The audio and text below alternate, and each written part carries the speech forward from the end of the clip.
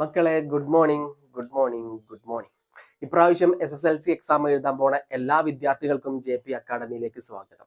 നമുക്കറിയാം നമ്മുടെ എക്സാമിന്റെ ഡേറ്റും കാര്യങ്ങളൊക്കെ വന്ന് തുടങ്ങി. മാർച്ച് 3-ാം തീയതിയാണ് നമ്മൾ എക്സാം തുടങ്ങുന്നത്. എല്ലാവരും നന്നായിട്ട് പഠിക്കേണ്ടതെന്ന് അറിയാം. എല്ലാവരും അടിപൊളിയായിട്ട് ഉഷാറായിട്ട് പഠിക്കുക. ഓക്കെ, നമ്മൾ ഇത്രയും കാലം എന്ത് ചെയ്തു അല്ലെങ്കിൽ എങ്ങനെ പഠിച്ചു എന്നുള്ളത് ഒരു വിഷയമേ അല്ല. ഇനി അങ്ങോട്ടുള്ള 20 ദിവസം അല്ലെങ്കിൽ ആ എക്സാം എങ്ങനെ എഴുതുന്നു അത് വളരെ പ്രധാനപ്പെട്ട ഒരു കാര്യമാണ്. അപ്പൊ എല്ലാവരും നന്നായിട്ട് തന്നെ പഠിക്കാം. നമ്മൾ ക്ലാസ്സിൽ നമ്മൾ ഉൾപ്പെടുത്തിയിട്ടുള്ളത് 2020 മുതൽ 2024 ഈ ഒരു ദിവസം വരെ പ്രീവിയസ് ഇയർ ആയ ക്വസ്റ്റ്യൻസ് ആണ് നമ്മൾ ഉൾപ്പെടുത്തിയിട്ടുള്ളത്. ഓരോ ചാപ്റ്റർ വൈസും ഇന്ന് നമ്മൾ ചെയ്തിട്ടുള്ള അരിത്തമാറ്റിക് സീക്വൻസ് അല്ലെങ്കിൽ സമാന്തര ശ്രേണി എന്ന് പറഞ്ഞുള്ള ഒരു ചാപ്റ്ററിലെ ക്വസ്റ്റ്യൻസ് ആണ് നമ്മൾ ഉൾപ്പെടുത്തിയിട്ടുള്ളത്. വീഡിയോ ലെങ്ത് കൂടുന്നതിനനുസരിച്ച് നമ്മൾ പാർട്ടായിട്ട് ചെയ്യാൻ നമ്മൾ ശ്രമിക്കും. ഓക്കെ, അപ്പോൾ ഈ പ്രീവിയസ് ആയിട്ടുള്ള ഇത്രയും കണ്ടന്റ് നമ്മൾ നിലവിൽ നമ്മൾ കണ്ടന്റ് പഠിച്ചോ എന്നുള്ളത് ഒരു വിഷയമേ അല്ല. ഓക്കെ, ഇപ്പൊ കണ്ടന്റ് പഠിക്കുക എന്നുള്ളതും ഒരു റിസ്ക് ആണ്. ഇത്രയും കാലഘട്ടത്തിൽ നമ്മൾ പഠിച്ച കണ്ടന്റ് കുറച്ച് ദിവസങ്ങൾ കൊണ്ട് പഠിക്കുക എന്നുള്ളത് റിസ്ക് ആണ്. അപ്പൊ നമ്മുടെ മുന്നിൽ ഒരു വഴി എന്ന് പറയുന്നത് പ്രീവിയസ് ആയിട്ട് ആനുവൽ എക്സാമിന് SSLC എക്സാമിൽ ചോദിച്ചുള്ള ക്വസ്റ്റ്യൻസ് നന്നായിട്ട് വർക്ക്ഔട്ട് ചെയ്യുക എന്നുള്ളതാണ്. അപ്പൊ അറിയാതെ നമ്മൾ ഇത്രയും ക്വസ്റ്റ്യൻസ് നമ്മൾ വർക്ക്ഔട്ട് ചെയ്യുമ്പോൾ അറിയാതെ കണ്ടന്റുകൾ എന്താ നമ്മളെ ഉള്ളിലേക്ക് വരും. ഓക്കെ, അപ്പോൾ ഇത് കാണുന്ന പാരന്റ്സിനോടാണ് എനിക്ക് പറയാനുള്ളത്.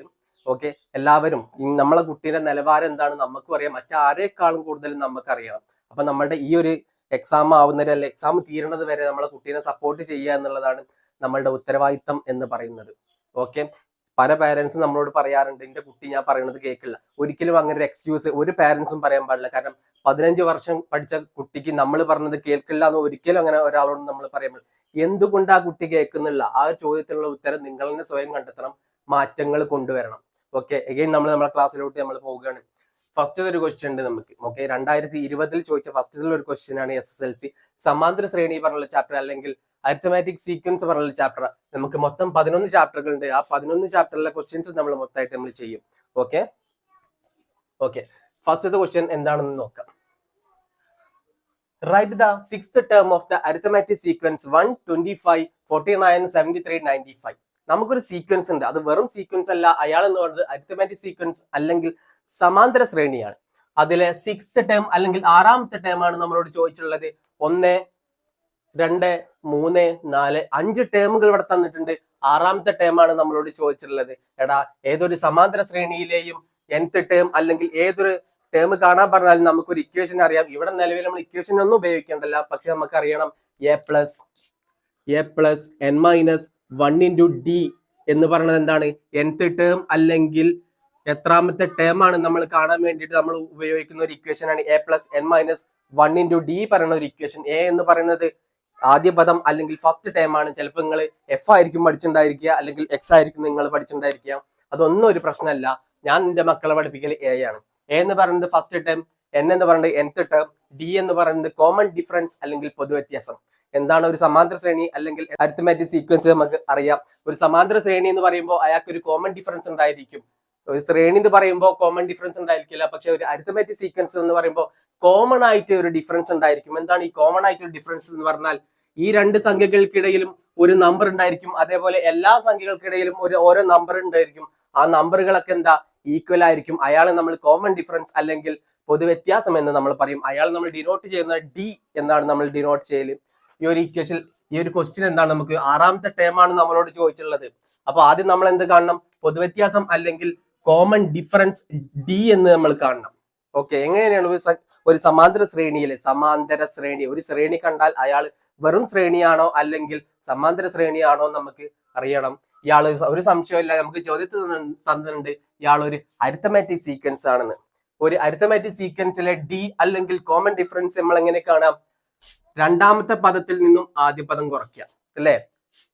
അടുത്ത പദം ഏതോണോ അതിന്റെ മുമ്പത്തെ പദത്തിൽ നമ്മൾ കുറയ്ക്കുമ്പോൾ നമ്മൾ എന്ത് കിട്ടും? നമുക്ക് കോമൺ ഡിഫറൻസ് കിട്ടും. 25 ആണ് ഇവിടുത്തെ 2ാമത്തെ നമ്പർ എന്ന് പറയുന്നത്. അപ്പൊ 25 മൈനസ് 1 24 എന്ന് കിട്ടും. അപ്പൊ ഈ ഒരു സമാന്തര ശ്രേണിയിലെ കോമൺ ഡിഫറൻസ് അല്ലെങ്കിൽ d എന്ന് പറയുന്നത് 24 ആണ്. ഇതാ 49 നിന്നും 25 കുറച്ചാലും നമുക്ക് എന്ത് കിട്ടും? 24 എന്ന് കിട്ടും. നമ്മൾ കുറച്ച് ഫാസ്റ്റ് ആയിട്ടായിരിക്കും മക്കളെ പോവുക. കാരണം നിങ്ങൾക്ക് കണ്ടന്റിനെ പറ്റി ചെറിയൊരു ധാരണ ഉണ്ട്. ഇപ്പൊ അങ്ങനെ ധാരണ ഇല്ലെങ്കിൽ നമ്മൾ അടിപൊളിയായിട്ട് പറഞ്ഞു തരും.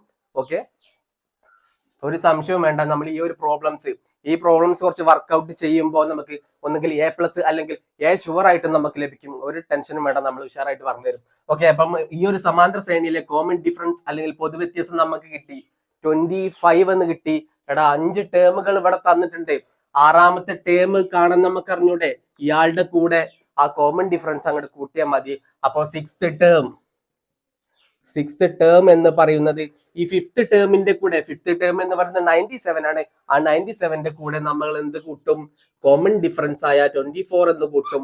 അങ്ങനെ നമുക്ക് ആൻസർ കിട്ടും 7 കൂട്ടുമ്പോൾ 11 ആണ്. 1 ശിഷ്ടണ്ടായിരിക്കും. 9, 10, 11, 12, 121 എന്ന് നമുക്ക് കിട്ടും. ഓക്കെ, അപ്പോ ഈ ഒരു ശ്രേണിയിലെ 6ാമത്തെ നമ്പർ എന്ന് പറയുന്നത് 121 ആയിരിക്കും. മക്കളെ, ഇനി 6ാമത്തെ ടേം അല്ല, ഒരു 12ാമത്തെ അല്ലെങ്കിൽ 20ാമത്തെ ടേം പറയുമ്പോൾ ഒരിക്കലും നമുക്ക് ഇങ്ങനെ കൂട്ടി പോകാൻ പറ്റില്ല. അപ്പൊ നമ്മൾ അവിടെ ഉപയോഗിക്കുന്ന ഒരു ഇക്വേഷൻ ആണ് A+n-1 d. ഓക്കെ, നമുക്ക് ആ ഒരു രീതിയിലും ഈ ഒരു ഇക്വേഷൻ നമുക്ക് സോൾവ് ചെയ്യാൻ നോക്കാം. A എന്ന് പറയുന്നത് ആരാണ്? A എന്ന് പറയുന്നത് 1 ആണ്. n എന്ന് പറയുന്നത് 6 ആണ്. nth ടേം അല്ലെങ്കിൽ 6th ടേം ആണ് നമുക്ക് കണ്ടത്. d നമ്മൾ കണ്ടുപിടിച്ചു. d = 24 ആണെന്ന് നമ്മൾ കണ്ടുപിടിച്ചു. ഈ ഒരു സംഭവം ഈ ഒരു ഇക്വേഷനിൽ ഇട്ട് കൊടുത്താൽ നമുക്ക് എന്താ 6th ടേം കിട്ടും. ഓക്കെ, അപ്പൊ നമ്മൾ ഇക്വേഷനിൽ നമ്മൾ സബ്സ്റ്റിറ്റ്യൂട്ട് ചെയ്യുമ്പോൾ A എന്ന് പറയുന്നത് 1 ആണ്, n എന്ന് പറയുന്നത് 6 ആണ്, 6 - 1, d എന്ന് പറയുന്നത് 24 ആണ്. ഓക്കെ, ഇയാളെ നമുക്ക് ആൻസർ ചെയ്യുമ്പോൾ നമ്മൾ എന്താ 6th ടേം കിട്ടും. എന്തിനാ നമ്മൾ ഇങ്ങനെ ഈ ഒരു ഇക്വേഷൻ നമ്മൾ ചെയ്യണത്? അടുത്തൊരു ക്വസ്റ്റ്യൻ വരുമ്പോൾ നിങ്ങൾ എന്താ പഠിക്കേണ്ടത്?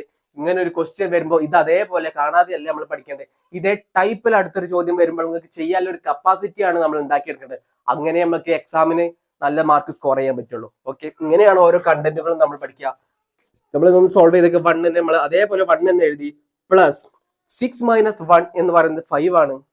5 നമ്മൾ അങ്ങനെ എഴുതി. ഒരു 24 ഉണ്ട് നമുക്ക്. മക്കളെ, നമ്മൾ ഇനി എന്താ ചെയ്യാം? 1 + 5 എന്ന് ചെയ്യും. തെറ്റാണ്. 1+ അല്ല, ഒരു നമ്മൾ ബോർഡ് മാസ് റൂളൊക്കെ നമ്മൾ പഠിച്ചിട്ടുണ്ട്. ബോർഡ് മാസ് റൂളിൽ നമ്മൾ ഗുണനവും ഹരണവും ഉണ്ടെങ്കിൽ ആദ്യം നമ്മൾ അത് ചെയ്യണം. അത് കഴിഞ്ഞിട്ടാണ് നമ്മൾ പ്ലസും മൈനസിക്കും വരിക. അതേപോലെ ബ്രാക്കറ്റിലുള്ള കാര്യങ്ങൾ നമ്മൾ ആദ്യം ചെയ്യണം. ഇവിടെ നിലവിൽ ബ്രാക്കറ്റും കാര്യങ്ങളൊന്നുമില്ല, പക്ഷെ ഒരു ഗുണിക്കണം എന്നുണ്ട്, അതേപോലെ ഒരു പ്ലസും ഉണ്ട്. ആദ്യം നമ്മൾ ഗുണിക്കണം ചെയ്യുക. പ്ലസ് അതേപോലെ അവിടെ തന്നെ നോട്ടെ 1 + 5 × 24 എന്ന് പറഞ്ഞാൽ എത്ര? 5 × 4 എന്ന് പറഞ്ഞാൽ 20 ആണ്. അപ്പൊ 2 നമ്മൾ ശിഷ്ടു. 2 × 5 10 ആണ്.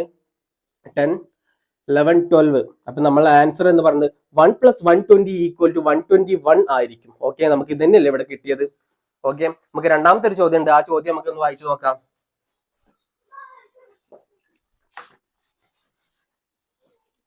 രണ്ടാമത്തെ ഒരു ചോദ്യം. Second, how many perfect squares or terms are there in the arithmetic sequence 97, 73, 49? മക്കളെ നോക്കടാ, ഈ ഒരു സീക്വൻസിനെ ഒന്ന് തിരിച്ചിട്ടതല്ലേ ഈ ഒരു സീക്വൻസ് എന്ന് പറയുന്നത്. അപ്പൊ ഇയാളുടെ കോമൺ ഡിഫറൻസ് എന്ന് പറയുന്നത് 24 ആണ്.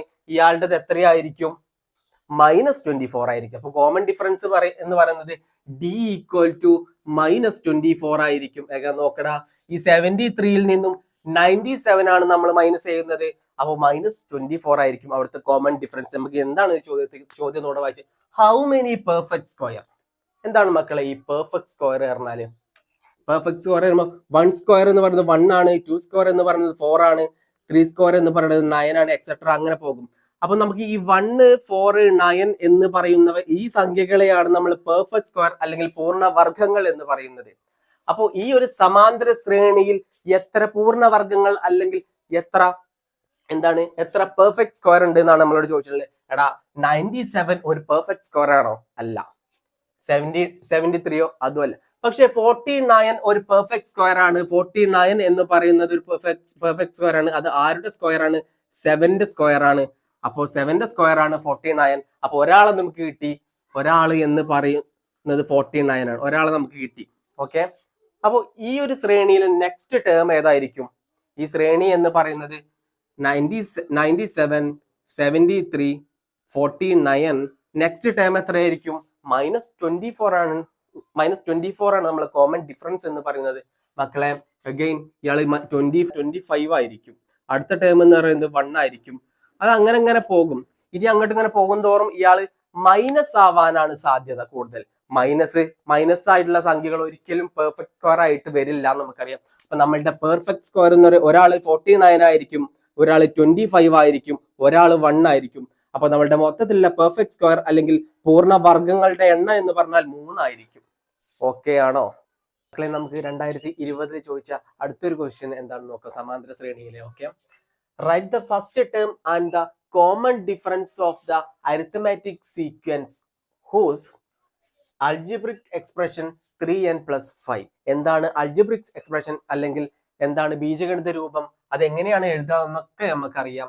എങ്ങനെ ഒരു ബീജഗണിത രൂപം കിട്ടിയാൽ അതിനെ എങ്ങനെയാണ് മാറ്റുക എന്നൊക്കെ നമുക്കറിയാം. ഇവിടെ നമ്മളോട് ചോദിച്ചിട്ടുള്ളത് ഫസ്റ്റ് ടേമും അതേപോലെ കോമൺ ഡിഫറൻസും എന്താണ് എന്നുള്ളതാണ് നമ്മളോട് ചോദിച്ചിട്ടുള്ളത്. നമുക്കിവിടെ നിലവിൽ തന്നിട്ടുള്ളത് ബീജഗണിത രൂപം അല്ലെങ്കിൽ അൾജിബ്രിക് എക്സ്പ്രഷൻ ആണ്. ഓക്കെ, ഫസ്റ്റ് ഒരു ചോദ്യത്തിനുള്ള ഉത്തരം എന്താണെന്ന് നമുക്ക് നോക്കാം. ഇവിടെ നമ്മൾ ചോദിച്ചിട്ടുള്ളത് ഫസ്റ്റ് ടേം ആയ എ എന്താണ്, അതേപോലെ കോമൺ ഡിഫറൻസ് ആയ ഡി എന്താണ് എന്നുള്ളതാണ് നമ്മളോട് ചോദിച്ചിട്ടുള്ളത്. പക്ഷെ നമുക്കൊരു സാധനം തന്നിട്ടുണ്ട്, അൾജിബ്രിക് എക്സ്പ്രഷൻ അയാൾ എന്ന് പറയുന്നത് 3n+5 ആണെന്ന് തന്നിട്ടുണ്ട്. എങ്ങനെ ഒരു അൾജിബ്രിക് എക്സ്പ്രഷൻ അല്ലെങ്കിൽ ബീജഗണിത രൂപം തന്നാൽ അയാളെ എങ്ങനെ ഒരു ശ്രേണിയാക്കി മാറ്റും എന്ന് നമുക്കറിയാം. ഒരു ശ്രേണി തന്നിട്ടുണ്ടെങ്കിൽ മീൻസ് ഒരു ശ്രേണിയാണെങ്കിൽ അവിടുത്തെ ഫസ്റ്റ് ടേമും കോമൺ ഡിഫറൻസ് നമുക്ക് കണ്ടെത്താം. എങ്ങനെ അൾജിബ്രിക് ഫോം തന്നാൽ അയാളെ എങ്ങനെയാണ് ശ്രേണി എഴുതാൻ നോക്കാം. ഓക്കെ, സം ഓഫ് നല്ല തന്നിട്ടുള്ളത് ജസ്റ്റ് എന്താണ് അൾജിബ്രിക് എക്സ്പ്രഷൻ ആണ്. തുകകളുടെ ബീജഗണിത രൂപമല്ല, വെറും n ടേമുകളുടെ ബീജഗണിത രൂപമാണ് നമ്മൾ തന്നിട്ടുള്ളത്. എടാ മക്കളെ, അങ്ങനെയാണെങ്കിൽ n നമുക്ക് 1 എന്ന് കൊടുക്കും. n = 1 എന്ന് കൊടുക്കുമ്പോൾ നമുക്ക് കിട്ടും ഫസ്റ്റ് ടേം എന്ന് കിട്ടും. n = 1 ഈ ഒരു ബീജഗണിത രൂപത്തിന് അല്ലെങ്കിൽ അൾജിബ്രിക് എക്സ്പ്രഷന് 1 n 1 എന്ന് കൊടുക്കുമ്പോൾ അവിടെ ആ ഒരു സീരീസിലെ ഫസ്റ്റ് ടേം നമുക്ക് കിട്ടും. n എന്ന് കൊടുക്കുമ്പോൾ 3 × 1 + 5 = 3 × 1 എന്ന് പറയുന്നത് 3 ആണ്, പ്ലസ് 5 എന്ന് പറയുന്നത് 8 ആണ്. അപ്പൊ ഈ ഒരു സീരീസിലെ ഫസ്റ്റ് ടേം എന്ന് പറയുന്നത് 8 ആണ്. n ന് 2 കൊടുക്കുമ്പോൾ ആ സീരീസിലെ അല്ലെങ്കിൽ ആ ഒരു അരിത്തമാറ്റിക് സീക്വൻസിലെ രണ്ടാമത്തെ ടേം കിട്ടും. അപ്പൊ n നമ്മൾ 2 കൊടുക്കുമ്പോൾ 3 × 2 + 5 = 3 × 2 എന്ന് പറയുന്നത് എത്രയാ? 3 × 2 എന്ന് പറയുന്നത് 6 ആണ്. 6 + 5 എന്ന് പറയുന്നത് 11 ആണ്. ഓക്കെ, അപ്പൊ നമ്മളുടെ സീരീസ് എന്ന് പറയുന്നത് 8, 11 എക്സെട്ര അങ്ങനെ പറഞ്ഞു പോകും. നമ്മളോട് ചോദിച്ചുള്ള ഫസ്റ്റ് ടേം ആണ് എ നമുക്ക് കിട്ടിയില്ലേ? a = 2 എന്ന് എഴുതി, a = 8 എന്ന് എഴുതിക്കൂടെ? ഡിയും നമുക്ക് ഇട്ടുകൂടെ? ഇയാള് വെറും ശ്രേണിയല്ല, ഇയാൾ ഒരു അരിത്തമാറ്റിക് സീക്വൻസ് ആണെന്ന് നമ്മളോട് പറഞ്ഞിട്ട് സമാന്തര ശ്രേണിയാണെന്ന് പറഞ്ഞു. സമാന്തര ശ്രേണിയിലെ പൊതുവ്യത്യാസം അല്ലെങ്കിൽ കോമൺ ഡിഫറൻസ് കാണാൻ നമുക്കറിയാം. അപ്പുറത്തെ സംഖ്യ ഏതാണോ അതിൽ നിന്നും ഇതിന്റെ മുമ്പുള്ള സംഖ്യ കുറച്ച് നമുക്ക് കോമൺ ഡിഫറൻസ് കിട്ടും. അപ്പൊ ഡി എന്ന് പറയുന്നത് 11 - 8 ആയിരിക്കും. ഡി 11 - 8 ആയിരിക്കും പൊതുവ്യത്യാസം എന്ന് പറയുന്നത്. അത് എന്ന് പറയുന്നത് 3 ആയിരിക്കും. അപ്പൊ ഇയാളുടെ പൊതുവ്യത്യാസം എന്ന് പറയുന്നത് 3 ആണ്. ഓക്കെ ആണോ? ഓക്കെ ആണോ മക്കളെ? ശരിക്കും നീ അടുത്തൊരു ചോദ്യത്തിൽ നമ്മളൊരു ചോദ്യം തന്നാൽ അത് സം ആണോ ശ്രദ്ധിക്കണം, അത് നോർമൽ അൾജിബ്രിക് ഫോം ആണോ ശ്രദ്ധിക്കണം. സം ആണെങ്കിൽ കാര്യങ്ങൾ മൊത്തത്തിൽ തിരിയും. അങ്ങനത്തെ ക്വസ്റ്റ്യൻസ് നമ്മൾ ചെയ്യും. ഓക്കെ, ഈ കാര്യം ഒരു അൾജിബ്രിക് ഫോം തന്നാൽ അയാൾക്ക് ഓരോ നമ്പറുകളും നമ്മൾ ഇട്ട് കൊടുക്കുമ്പോൾ അത്രയും ടേമുകൾ നമുക്ക് കിട്ടും. n ന് 1 കൊടുക്കുകയാണെങ്കിൽ ഫസ്റ്റ് ടേം കിട്ടും, n ന് 2 കൊടുക്കുകയാണെങ്കിൽ സെക്കൻഡ് ടേം കിട്ടും, n ന് 3 കൊടുക്കുകയാണെങ്കിൽ തേർഡ് ടേം, അങ്ങനെ കണ്ടിന്യൂസ് ആയിട്ട് ഇങ്ങനെ പോയിക്കൊണ്ടേയിരിക്കും. നിലവിൽ നമ്മളോട് ചോദിച്ചുള്ള ഫസ്റ്റ് ടേമും അതേപോലെ കോമൺ ഡിഫറൻസും ആണ്. ഓക്കെ ആണോ? ഒരു ശ്രേണി തന്നാൽ എങ്ങനെയാണ് അതിന്റെ അൾജിബ്രിക് ഫോം കിട്ടുക എന്ന് നമുക്കറിയാം. ഏത് ഇക്വേഷൻ നമ്മൾ ഉപയോഗിക്കുക? a + n - 1 × d പറഞ്ഞ ഇക്വേഷൻ ആണ് നമ്മൾ ഉപയോഗിക്കുക. അതിൽ എക്ക് വാല്യൂം അതേപോലെ ഡിക്ക് വാല്യൂം നമ്മൾ കൊടുക്കുമ്പോൾ എന്ത് കിട്ടും? അതിന്റെ അൾജിബ്രിക് ഫോം അല്ലെങ്കിൽ ബീജഗണിത രൂപം നമുക്ക് ലഭിക്കും. ഓക്കെ ആണോ? നമുക്ക് രണ്ടാമത്തെ ഒരു ചോദ്യം ഉണ്ട്, അതെന്താണെന്ന് നോക്കാം. ഈ ഒരു ക്വസ്റ്റ്യനിൽ നമ്മൾ എന്താ വഴി എഴുതി ചെയ്യണതൊക്കെ ഓരോ കാര്യങ്ങളും എടുത്ത് എഴുതണം. എ എന്ന് പറയുന്നത് ഫസ്റ്റ് ടേം ആണ്, ഡി എന്ന് പറയുന്നത് കോമൺ ഡിഫറൻസ് ആണ്, അതിന്റെ ബീജഗണിതം 3n+5. ഓരോ കാര്യങ്ങൾ നമ്മൾ എടുത്ത് എഴുതണം. ഓക്കെ, നമുക്ക് ഇവിടെ സമയം ഇല്ലാത്തതുകൊണ്ടാണ് നമ്മൾ സിമ്പിൾ ആയിട്ട് ഷോർട്ട് ആയിട്ട് പറഞ്ഞു തരുന്നത്. അപ്പൊ കാര്യങ്ങൾക്ക് വ്യക്തമായി മനസ്സിലാവണമെന്നുള്ളൂ. എക്സാമിന് എഴുതുമ്പോൾ വളരെ വൃത്തിയായിട്ട് ഓരോ സ്റ്റെപ്പുകളും ഡെക്കറേഷനും കഥകളൊക്കെ കൂട്ടിയിട്ട് നിങ്ങൾ എഴുതണം. ഓക്കെ, നമുക്ക് രണ്ടാമത്തെ ഒരു ക്വസ്റ്റ്യൻ ഉണ്ട്. First term of the arithmetic സീക്വൻസിനെ ഞാൻ ഇനി AS എന്നതാണ് വിളിക്കുക. Okay, arithmetic sequence is 8. Okay, എന്താണ് പറഞ്ഞത്? First term of the arithmetic sequence, ഒരു അരിത്തമാറ്റിക് സീക്വൻസ് ഉണ്ട് അല്ലെങ്കിൽ ഒരു സമാന്തര ശ്രേണി ഉണ്ട്, അതിലെ ഫസ്റ്റ് ടേം അല്ലെങ്കിൽ a എന്ന് പറയുന്ന ആള്, രണ്ടാമത്തെ ഒരു ചോദ്യമാണ്, a എന്ന് പറയുന്ന ആള് എന്ന് പറയുന്നത് 8 ആണ്. And the common difference is 3. അതായത് കോമൺ ഡിഫറൻസ് അല്ലെങ്കിൽ പൊതുവ്യത്യാസം എന്ന് പറയുന്നത് 3 ആണ് തന്നിട്ടുണ്ട്. Write the algebraic form. നമ്മളോട് നേരത്തെ എന്താ ചോദിച്ചിട്ടുണ്ടായിരുന്നു, ഒരു അൾജിബ്രിക് ഫോം തന്നിട്ട് അതിന്റെ കോമൺ ഡിഫറൻസും അതേപോലെ ഫസ്റ്റ് ടേമും ആണ് നമ്മളോട് കാണാൻ പറഞ്ഞത്. രണ്ടാമത്തെ ഒരു ചോദ്യം എന്ന് പറയുന്നത് ഫസ്റ്റ് ടേമും അതേപോലെ കോമൺ ഡിഫറൻസും നമ്മളോട് തന്നു. ഇനി എങ്ങനെയാണ് നമ്മൾ ഇതിന്റെ അൾജിബ്രിക് ഫോം കാണുക എന്നുള്ളതാണ് ചോദിച്ചത്. എടാ മക്കളെ, അതിന് നമ്മൾ ഉപയോഗിക്കുന്ന ഈ ഒരു ഇക്വേഷൻ, നമ്മൾ ഈ ഒരു ചാപ്റ്ററിൽ ആകെ 3 ഇക്വേഷൻ മാത്രം നമ്മൾ പഠിച്ചാൽ മതി. ഒന്ന് nth ടേം കാണാല്ലേ a+n-1 × d, അതേപോലെ സമ്മ് കാണാനല്ല 2 ഇക്വേഷനുകളുടെ, അതൊക്കെ നമ്മൾ പറഞ്ഞു തരും. ആ 3 ഇക്വേഷനുകൾ പഠിച്ചാൽ ഈ ഒരു ചാപ്റ്റർ നമ്മൾ പഠിച്ച പോലെയാണ്. അത് കൃത്യമായിട്ട് ഉപയോഗിക്കാനും നമുക്ക് അറിയണം. ആ ഇക്വേഷൻ അങ്ങോട്ടും ഇങ്ങോട്ടും ഇട്ട് ചെയ്യുന്നതാണ് ഇതിലെ പ്രോബ്ലംസ് എല്ലാം എന്ന് പറയുന്നത്. ഓക്കെ, ഓരോന്നിനും നിങ്ങൾ ഓരോ ഇക്വേഷൻ പഠിക്കേണ്ട. ഈ ഒരു ഇക്വേഷൻ തല ഇട്ടിട്ടാണ് അടുത്തൊരു പ്രോബ്ലം നമ്മളോട് ചോദിക്കുക. ഓക്കെ, നിലവിൽ നമ്മൾ ഈ ഒരു പ്രോബ്ലത്തേക്ക് നമ്മൾ വരികയാണ്. നമ്മളോട് ചോദിച്ചുള്ളത് അൾജിബ്രിക് ഫോം അല്ലെങ്കിൽ ബീജഗണിത രൂപം എന്താണ്? ബീജഗണിത രൂപം എഴുതണമെങ്കിൽ a+n-1 × d പറഞ്ഞ ഇക്വേഷൻ തന്നെയാണ് നമ്മൾ ഉപയോഗിക്കുക. ഈ ഇക്വേഷൻ നമ്മൾ നിർബന്ധമായിട്ടും പഠിച്ചിരിക്കണം. ഓക്കെ, സമ്മ് വരുമ്പോ സമ്മിന്റെ ബീജഗണിത രൂപം ചോദിക്കുമ്പോൾ നമുക്ക് സമ്മിന്റെ ഇക്വേഷൻ ആണ് നമ്മൾ ഉപയോഗിക്കുക. എ എന്ന് പറയുന്ന ചങ്ങായി നമുക്കറിയാം, അയാൾ 8 ആണ്, പ്ലസ് n-ന്റെ ആവശ്യമുണ്ടോ? അപ്പൊ n-1 × d എന്ന് പറയുന്ന 3 ആണ് നമുക്കറിയാം. ഓക്കെ, ഇത് എന്ന് പറയുന്ന 8 നമ്മൾ അതേപോലെ എഴുതി. നമ്മൾ ഈ ബ്രാക്കറ്റ് ഒന്ന് ഓപ്പൺ ചെയ്യാൻ പോവാണ്. ബ്രാക്കറ്റ് ഓപ്പൺ ചെയ്യുമ്പോൾ എന്താ വരിക? 3n - 3 എന്ന് വരും. നമുക്ക് ലാസ്റ്റ് കിട്ടും ഈ 3n നമ്മൾ അതേപോലെ 3n എന്ന് വെച്ചു. 8 - 3 എന്ന് പറയുന്നത് 5 ആണ്. ഓക്കെ, അപ്പൊ 3n + 5 ആയിരിക്കും നമ്മളുടെ ഇയാളുടെ ബീജഗണിത രൂപം എന്ന് പറയുന്നത്. റെഡി ആണോ? ഒരു സംഭവം ബീജഗണിത രൂപത്തിൽ തന്നാലും അതിന്റെ ഫസ്റ്റ് ടേമും അതേപോലെ കോമൺ ഡിഫറൻസും കാണാൻ നമ്മൾ പഠിക്കണം. അതേപോലെ തിരിച്ചു തന്നാലും നമ്മൾ പഠിക്കണം. അതിന് നമ്മൾ ഉപയോഗിക്കുന്ന ഇക്വേഷൻ ആണ് a+n-1 × d എന്ന് പറയുന്നത്. ഓക്കെ, നിങ്ങൾ വേറൊരു ഇക്വേഷൻ അതിന് പഠിച്ചിട്ടുണ്ടാവും. ഈ ഇക്വേഷൻ അങ്ങനെ തല തിരിച്ചിട്ടാണ് ഈ നിങ്ങൾ ബീജഗണിത രൂപം, നമ്മൾ ആ ഒരു ഇക്വേഷൻ മാത്രം നമ്മൾ പഠിച്ചാൽ മതി. ഓക്കെ, എല്ലാ ഇക്വേഷനും പഠിച്ചാണ്ട് ആകെ കൺഫ്യൂഷൻ ആവണ്ട. എക്സാം അല്ലേ വരുന്നത്. ഈ 1099 ഇക്വേഷനും പഠിച്ച് നമുക്ക് എക്സാം എഴുതാൻ പോയാൽ എന്താ കഥ? ഒക്കെ പഠിക്കണം. ഓർത്ത് വെക്കുകയാണെങ്കിൽ നമ്മൾ എല്ലാ ഇക്വേഷനും പഠിക്കണം. ഈ ഇക്വേഷൻ തന്നെയാണ് നമ്മൾ ഇതിന്റെ ബീജഗണിത രൂപം നമ്മൾ കണ്ടിട്ടുള്ളത്. ഓക്കെ, ഈ ഒരു ഇക്വേഷനിൽ n-ന് 1 കൊടുക്കുമ്പോൾ ഫസ്റ്റ് ടേം കിട്ടും, n-ന് 2 കൊടുക്കുമ്പോൾ സെക്കൻഡ് ടേം കിട്ടും. അങ്ങനെ ആവുമ്പോൾ കോമൺ ഡിഫറൻസ് ഒക്കെ കിട്ടും. റെഡി ആണോ? കൂട്ടത്തിൽ നമ്മൾ മറ്റൊരു കാര്യം കൂടി ഓർത്ത് വെക്കണം. ഇങ്ങനെ ഒരു ബീജഗണിത രൂപം തന്നാൽ, ഇതേപോലെ ഒരു ബീജഗണിത രൂപം അല്ലെങ്കിൽ അൾജിബ്രിക് എക്സ്പ്രഷൻ തന്നാൽ അതിന്റെ n-ന്റെ കൂടെ ആരാണോ ഉള്ളത് അയാളായിരിക്കും ആ ഒരു ശ്രേണിയിലെ കോമൺ ഡിഫറൻസ് അല്ലെങ്കിൽ പൊതുവ്യത്യാസം എന്ന് പറയുന്നത്.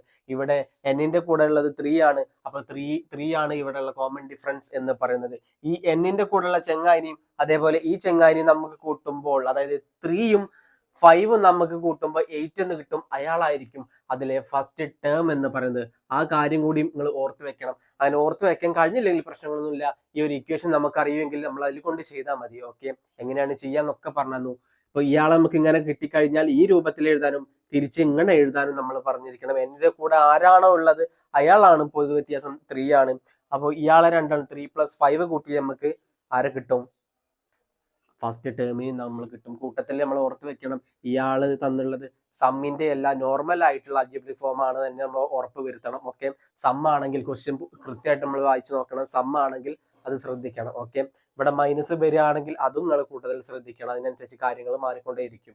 ഓക്കെ ആണോ? അങ്ങനത്തെ പ്രോബ്ലംസ് ഒക്കെ നമ്മൾ ചെയ്യും. ഓക്കെ, ഒക്കെ വരും. 2020 ചോദിച്ച അടുത്തൊരു ക്വസ്റ്റ്യൻ എന്താണ് നമുക്കൊന്ന് വായിച്ചു നോക്കാം. ഓക്കെ, നമുക്ക് ഇങ്ങനെ ഒരു ക്വസ്റ്റ്യൻ കിട്ടുക അതേ ടൈപ്പിൽ വരുമ്പോൾ അടുത്തൊരു ക്വസ്റ്റ്യൻ ആണ് നിങ്ങൾ ചെയ്യാൻ കപ്പാസിറ്റി ആണ് നിങ്ങൾ ഉണ്ടാക്കിയെടുക്കേണ്ടത്. ഓക്കെ, റെഡി ആണോ? അപ്പോൾ ചോദ്യം വായിച്ച് മനസ്സിലാക്കിയിട്ട് നന്നായിട്ട് വായിച്ച് മനസ്സിലാക്കണം. അപ്പോഴേ നമ്മൾ പുതിയൊരു ടൈപ്പ് ചോദ്യം വരുമ്പോൾ ചെയ്യാൻ പറ്റുള്ളൂ. ഓക്കെ, ഒരിക്കലും നിങ്ങൾ വിചാരിക്കരുത് ഇതേ ടൈപ്പുള്ള ക്വസ്റ്റ്യൻ ആണ് അടുത്ത പ്രാവശ്യം ചോദിക്കാന്ന്. ക്വസ്റ്റ്യനുകൾ മാറ്റണ്ടായിരിക്കും, സംഖ്യകളൊക്കെ മാറ്റണ്ടായിരിക്കും. ഫസ്റ്റ് ചോദ്യം നമ്മൾ വായിക്കുകയാണ്. What is the common difference of the arithmetic sequence x-1 x+1? നമുക്കൊരു സീക്വൻസ് ഉണ്ട്, അയാൾ വേറെ ഒരു സീക്വൻസ് അല്ല, അയാൾ അരിത്തമാറ്റിക് സീക്വൻസ് ആണ് അല്ലെങ്കിൽ സമാന്തര ശ്രേണിയാണ്. അപ്പൊ ഈ സമാന്തര ശ്രേണി എന്ന് പറഞ്ഞത് x-1 x+1 എക്സെട്ര അയാളാണ് നമ്മൾ സീക്വൻസ് എന്ന് പറയുന്നത്. അയാളുടെ what is the common difference? അയാളുടെ കോമൺ ഡിഫറൻസ് അല്ലെങ്കിൽ പൊതുവ്യത്യാസം എത്രയാണെന്നാണ് നമ്മളോട് ചോദിച്ചിട്ടുള്ളത്. ഫസ്റ്റത്തെ ഒരു ക്വസ്റ്റ്യന്റെ ആൻസർ നമ്മൾ ചെയ്യാൻ പോവാണ്. അതായത് നമ്മളോട് ചോദിച്ചിട്ടുള്ളത് ഡി അല്ലെങ്കിൽ കോമൺ ഡിഫറൻസ് അല്ലെങ്കിൽ പൊതുവ്യത്യാസമാണ് നമ്മളോട് ചോദിച്ചിട്ടുള്ളത്. ഏതൊരു സമാന്തര ശ്രേണി അല്ലെങ്കിൽ അരിത്തമാറ്റിക് സീക്വൻസ്, വെറും സീക്വൻസ് അല്ല, അരിത്തമാറ്റിക് സീക്വൻസിനും പൊതുവ്യത്യാസം തുല്യം ആയിരിക്കും. ഓക്കെ, അപ്പൊ പൊതുവ്യത്യാസം കാണാൻ എങ്ങനെയാ? ഈ അടുത്ത ടേമിന്റെ മുമ്പത്തെ ടേം മനസ്സിലാക്കി ചെയ്താൽ മതി. അതായത് അപ്പുറത്തെ ഏതാണോ ടേം അതിൽ നിന്നും അതിന്റെ മുമ്പത്തെ ടേം ഇയാളാണെങ്കിൽ ഇതിൽ നിന്നും ഇയാളുടെ ടേം മൈനസ് ചെയ്താൽ മതി. അതായത് എക്സിൽ നിന്നും എക്സ് മൈനസ് വൺ മൈനസ് ചെയ്താൽ എന്ത് കിട്ടും? കോമൺ ഡിഫറൻസ് കിട്ടും. അതല്ലെങ്കിൽ എക്സ് പ്ലസ് വണ്ണിൽ നിന്നും ഈ എക്സ് മൈനസ് ചെയ്താൽ മതി. നമുക്ക് കാണുമ്പോൾ ഏതാണ് ചെയ്യാൻ സുഖം? ഒന്നുകൂടി ഇയാളിൽ നിന്നും ഇയാള് കുറയ്ക്കുമ്പോഴാണ് കാണുമ്പോൾ ഒന്നുകൂടെ സുഖം. അപ്പൊ നമ്മൾ അങ്ങനെ ചെയ്യും. ഇപ്പൊ ഇയാളിൽ നിന്നും ഇയാൾ കുറച്ചാലും പ്രശ്നങ്ങളൊന്നുമില്ല. ഓക്കെ, നമ്മൾ ഇയാളിൽ നിന്നും ഇയാളെയാണ് നമ്മൾ കുറയ്ക്കുന്നത്. അപ്പോൾ X plus one minus X okay ആണോ? ഇയാൾ നമുക്ക് എഴുതിക്കൂടെ? ഈ ബ്രാക്കറ്റ് നമുക്കൊന്ന് ഓപ്പൺ ചെയ്തുകൂടെ? ബ്രാക്കറ്റ് ഓപ്പൺ ചെയ്യുമ്പോൾ ശ്രദ്ധിക്കണം. ഓക്കെ, മൈനസ് ഒക്കെ ഉണ്ടാകുമ്പോൾ നമ്മൾ ശ്രദ്ധിക്കണം. നമ്മൾ ബ്രാക്കറ്റ് ഓപ്പൺ ചെയ്യുമ്പോൾ X plus one minus X എന്ന് കിട്ടും. ഈ മൈനസ് എക്സും ഈ പ്ലസ് എക്സും നമുക്ക് കട്ട് ചെയ്യുമ്പോൾ വൺ എന്ന് കിട്ടും. നമ്മളുടെ കോമൺ ഡിഫറൻസ് അല്ലെങ്കിൽ പൊതുവ്യത്യാസം എന്ന് പറയുന്നത് വൺ ആയിരിക്കും. നമ്മൾ ഇയാളിൽ നിന്നും ഇയാളെ നമുക്കൊന്ന് മൈനസ് ചെയ്താൽ അപ്പോൾ തീർച്ചയായിട്ടും വൺ തന്നെ കിട്ടും. എങ്ങനെയാണ് ചെയ്യാൻ നോക്കാം. ഓക്കെ, അപ്പോൾ എക്സ് മൈനസ് എക്സിൽ നിന്നും ഇയാളിൽ നിന്നും നമ്മൾ എക്സ് മൈനസ് വൺ ആണ് നമ്മൾ കുറയ്ക്കാൻ പോകുന്നത്. എടാ മക്കളെ, ഇങ്ങനെ കുറയ്ക്കുമ്പോൾ നമ്മൾ ശ്രദ്ധിക്കണം, മൈനസ് ഉണ്ട്. മൈനസ് ഉണ്ടാവുമ്പോൾ നമ്മൾ കുറയ്ക്കുമ്പോൾ ശ്രദ്ധിക്കേണ്ടത് ഈ മൈനസ് എന്ന് പറയുന്നത് ഈ എക്സിനും ഈ മൈനസ് വണ്ണിനും ഉള്ളതാണ്. ഓക്കെ, ഒരാൾക്ക് മാത്രമല്ല രണ്ടാക്കുണ്ട്. അപ്പൊ നമ്മൾ ചെയ്യുമ്പോൾ ഈ എക്സിന് നമ്മൾ അതേപോലെ നമ്മൾ എഴുതി ഈ മൈനസ് ഇയാൾക്ക് ബാധകമാണ്. അപ്പോൾ X minus X, okay, X minus X, X minus X എന്ന് വരും. ഈ മൈനസ് വണ്ണിനും ബാധകമാണ്. അപ്പോൾ മൈനസ് ഇൻറ്റു മൈനസ് വൺ എന്ന് പറയുന്നത് പ്ലസ് വൺ ആയിരിക്കും. പ്ലസ് വൺ ആയിരിക്കും. ഈ മൈനസ് എക്സും ഈ എക്സും നമ്മൾ കട്ട് ചെയ്യാം. ഓക്കെ, ഒരാൾ മൈനസും ഒരാൾ പ്ലസ് വൺ, ലാസ്റ്റ് നമുക്ക് വെറും വൺ എന്ന് കിട്ടും. അഗെയിൻ നമുക്ക് വൺ എന്ന് കിട്ടിയിട്ടുണ്ട്. അപ്പൊ കോമൺ ഡിഫറൻസ് എന്ന് പറയുന്നത് വൺ തന്നെയാണ്. അപ്പൊ രണ്ടാമത്തെ ഒരു ക്വസ്റ്റ്യൻ നമുക്കുണ്ട്. രണ്ടാമത്തെ ഒരു ക്വസ്റ്റ്യൻ എന്ന് പറയുന്നത് if X minus one and even number. X minus one എന്ന് പറയുന്നത് ഒരു ഇരട്ട സംഖ്യയാണ്, അല്ലെങ്കിൽ അയാൾ ഒരു ഈവൻ നമ്പർ ആണ്. അങ്ങനെയാണെങ്കിൽ which is the next even number? അടുത്ത ഈവൻ നമ്പർ എന്താണെന്നാണ് ചോദിച്ചത്. മക്കൾ, ഞാൻ എടുക്കുകയാണ്. ഒരു 2 എന്ന് ഞാൻ എടുത്തു. അടുത്ത ഈവൻ നമ്പർ എത്രയായിരിക്കും?